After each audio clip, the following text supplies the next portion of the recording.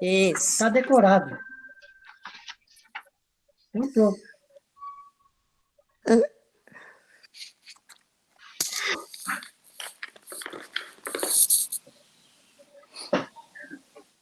Eu vou ligar tudo aqui que tiver aqui, que é para se falhar na hora, um dos três, eu pego.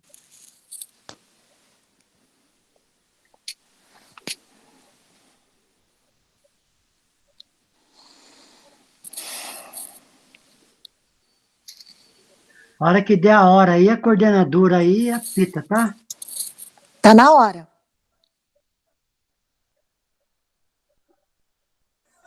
Então, vamos lá, né? Posso fazer oração, Moscoso? Oh, fique à vontade, minha irmã, por favor. Boa tarde a todos. Boa. Então, vamos assim, fechando os nossos olhos, serenando o nosso pensamento, o nosso coração, nos sentindo envolvidos na atmosfera do nosso Centro Espírita Natalício de Jesus, de todos os mentores que ali estão.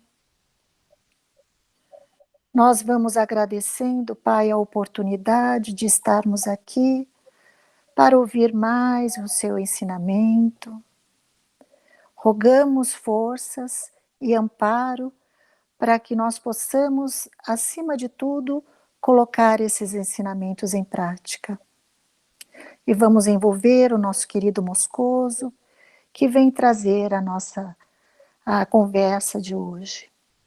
E que assim seja, graças a Deus.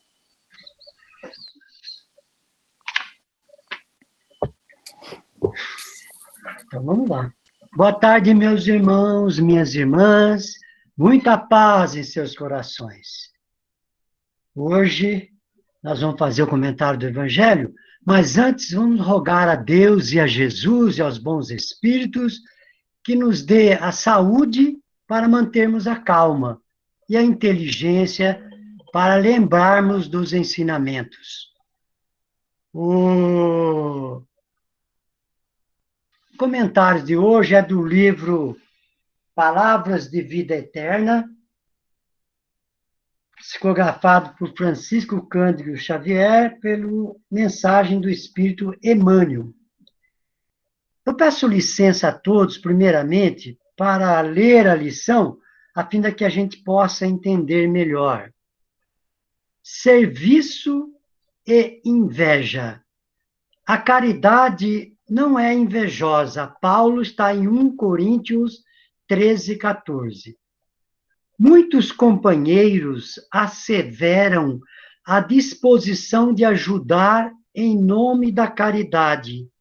Entretanto, para isso, exigem os recursos que pertencem aos outros.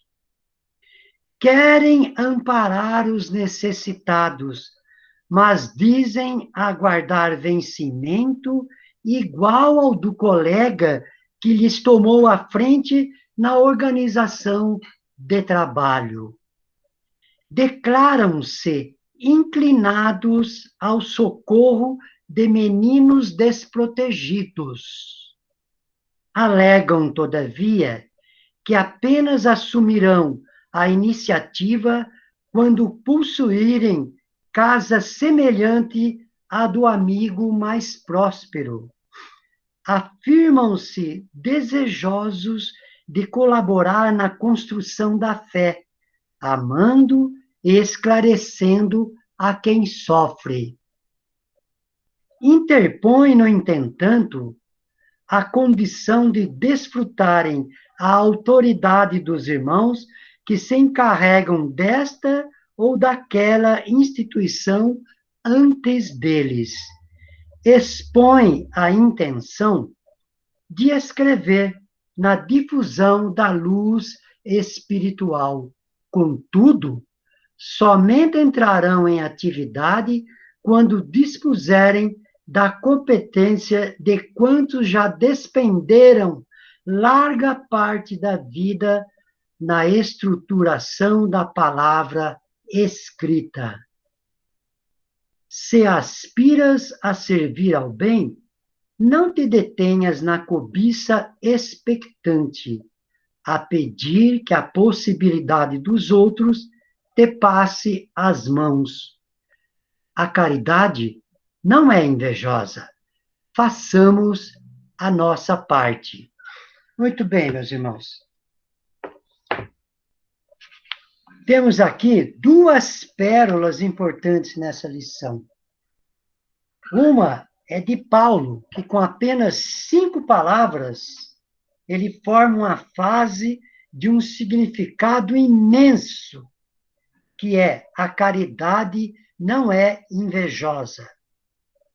E a segunda pérola, importantíssima também, é de Emmanuel, que com muita inteligência e simplicidade, ele explica o significado dessa frase de Paulo, dando o título na lição de Serviço e Inveja. Nessa mensagem de Emmanuel, nós verificamos aí, à primeira vista, a gente olhando no tema, a gente percebe 3 palavras: serviço, inveja e caridade. Para melhormos entendermos a lição, vamos ver o significado dessas 3 palavras, mas segundo a doutrina espírita. Primeiro, trabalho, serviço ou trabalho, lá no Livro dos Espíritos, na pergunta 675, Kardec pergunta e o Espírito da Verdade responde dizendo que trabalho é toda ocupação útil, trabalho material, braçal e intelectual. E a inveja, também no Livro dos Espíritos, na questão 933, os Espíritos falando sobre inveja e ciúmes, eles afirmam: felizes aqueles que não conhecem esses 2 vermes roedores, inveja e ciúmes. Ter inveja é desejar sem esforço aquilo que o outro possui com muito esforço. Inveja e ciúme são filhos da nossa imperfeição ainda. Muito bem. Mas como combater a inveja? Como nós podemos combater a inveja?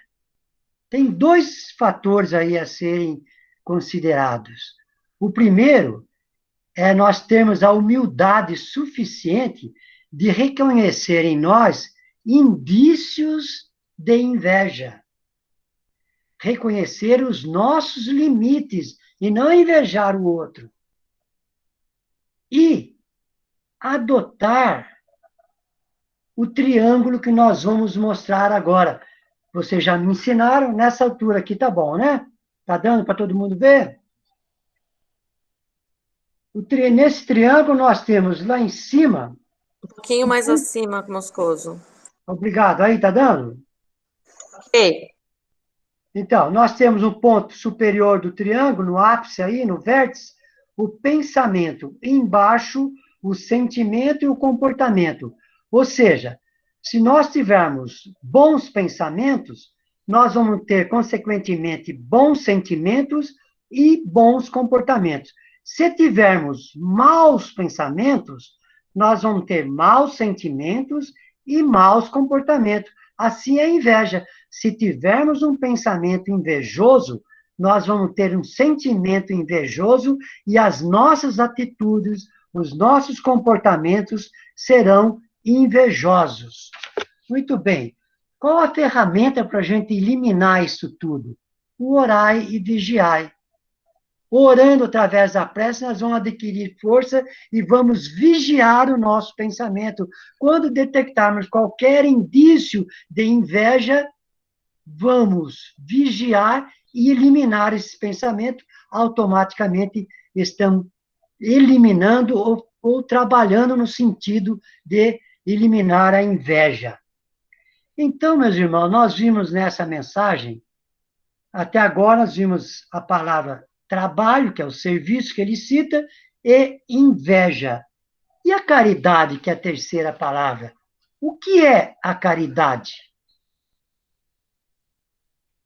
Será que dar esmola a alguém que bate a nossa porta, dar um prato de comida ou distribuir cesta básica já é caridade? Fazer isso nos dá a consciência tranquila do dever cumprido como cristãos?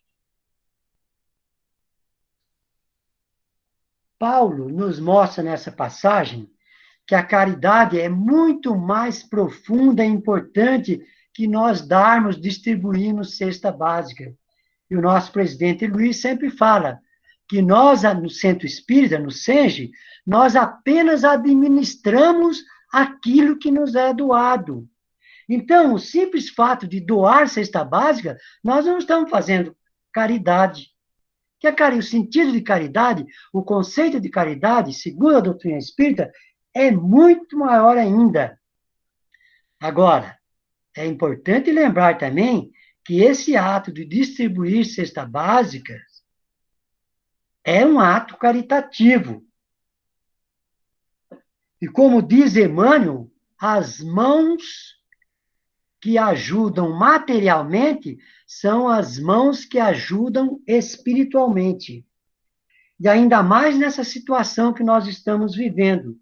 Então, doar cesta básica, na atual situação, é um ato caritativo, mas não resume toda a virtude importante que é a caridade. Só isso não é caridade, como nós dissemos.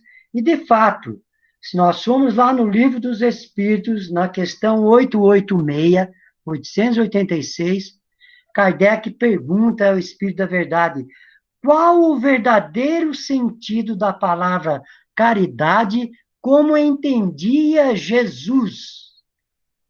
E o Espírito da Verdade responde: benevolência com todos, indulgência com as imperfeições dos outros, perdão das ofensas.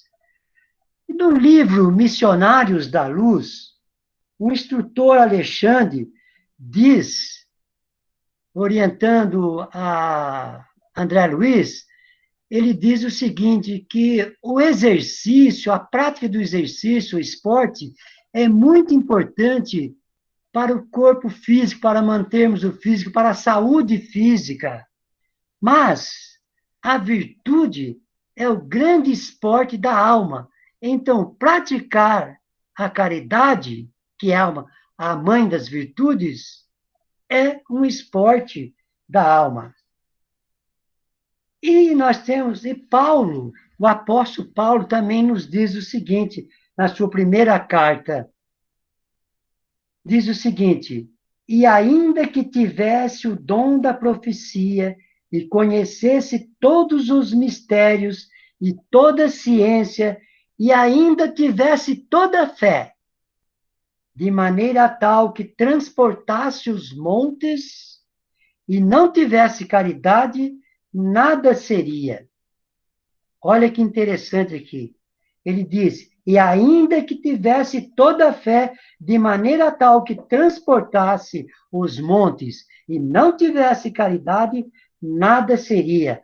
Ou seja, a fé também não é sinônimo de caridade. O apóstolo Tiago, em uma de suas cartas, na sua carta, aliás, no capítulo 2, versículo 17, ele diz que a fé sem obra é morta. Com isso, ele está afirmando que não adianta ter fé em Deus, ter fé em nossas forças pessoais, se não praticarmos a caridade, nada seremos.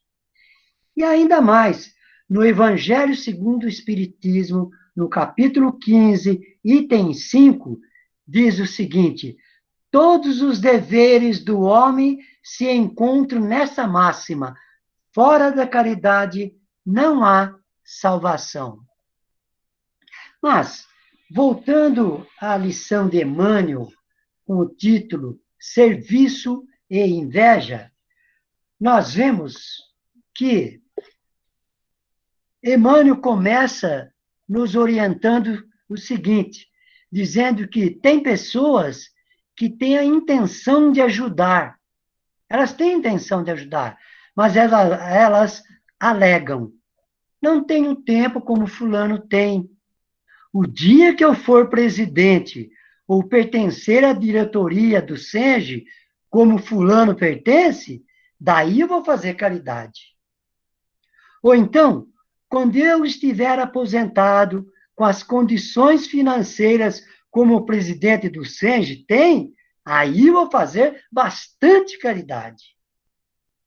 No Evangelho segundo o Espiritismo, no capítulo 13, diz o seguinte, que a mão esquerda não saiba o que a direita faz, no seu item 10 diz, há muitas maneiras de praticar a caridade, em pensamento, palavras e ações. Tudo isso de uma maneira mais simples possível, sem ter inveja de ninguém. E continua Emmanuel, tem pessoas que são propensas a ajudar as crianças carentes, mas alegam: ah, o dia que eu tiver uma casa grande na chácara, igual a do Fernando, daí eu vou recolher e ajudar todas as crianças carentes. E diz ainda Emmanuel que tem pessoas que demonstram o desejo de contribuir com o esclarecimento de sofredores no atendimento fraterno, mas falam: ah, como eu queria fazer isso, mas eu não tenho aquilo que a Jo tem, que a Esther tem, que o Luiz e o Manuel e a Vanessa têm para atender. Ah, se eu tivesse essa capacidade. Outros têm vontade de fazer o comentário do Evangelho, fazer uma prece, trabalhar na evangelização, na cozinha, na despensa, no berçário, mas falam: ah, mas ainda não estou preparado, eu sou tímido demais, eu não pertenço à diretoria da casa, eu não sou responsável por nenhum grupo, eu não tenho a mesma capacidade dessas pessoas. Eu não tenho capacidade desses diretores, desses coordenadores. O dia que eu for inteligente, líder, tiver um cargo na diretoria, um cargo no SENGE, aí sim eu vou fazer bastante caridade. E nessa lição, serviço e inveja, Emmanuel encerra nos dizendo o seguinte: se você quer fazer o bem, não fique com o desejo invejoso de ter a capacidade, sem nenhum esforço, do outro, que atingiu esse estágio com muito esforço por décadas. As pessoas que têm inveja do serviço no bem praticado por outras pessoas se esquecem que a energia existente nas bases da estrutura de uma quanto de outra são as mesmas.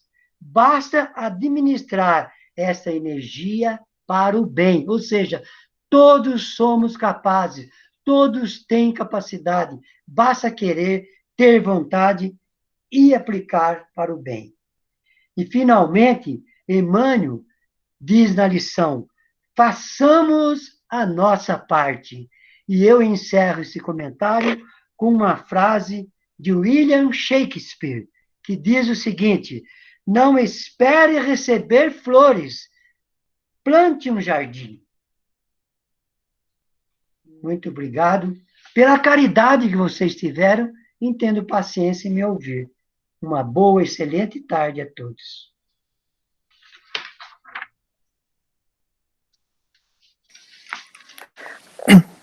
Vamos assim, envolvidos nessa energia, fazer as nossas vibrações. Vamos fechando os nossos olhos.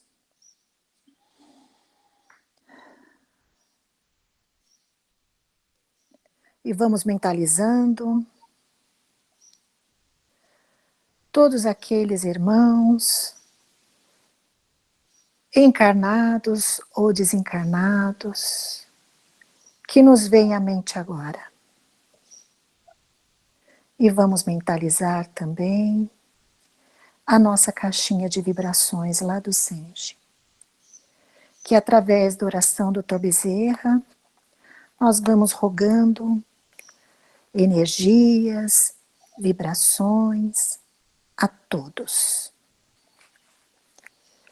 Nós te rogamos, Pai, de infinita bondade e justiça, o auxílio de Jesus, através de Bezerra de Menezes e suas legiões de companheiros, que eles nos assistam, Senhor, consolando os aflitos, curando aqueles que se tornem merecedores, confortando aqueles que tiverem suas provas e expiações a passar, esclarecendo aos que desejarem conhecer e assistindo a todos quanto apelam ao teu infinito amor.